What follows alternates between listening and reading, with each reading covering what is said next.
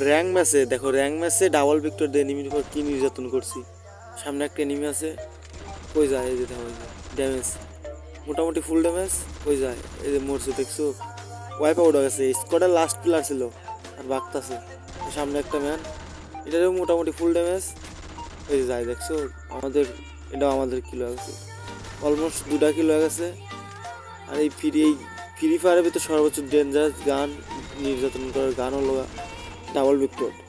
যাতে এনিমির কাছে গেলে শুধু বকা দিব, মানে গালি দিব, গালি গালাজ পারবো। এই গান এমন একটা গান, 15-20 করে ড্যামেজ দেয়, 22 করে।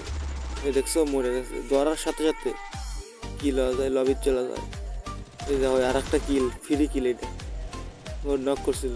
আর একটা ঘরে আছে, মরছে দেখছো, ঘুরে ওইটা দিচ্ছি তাও মরছে।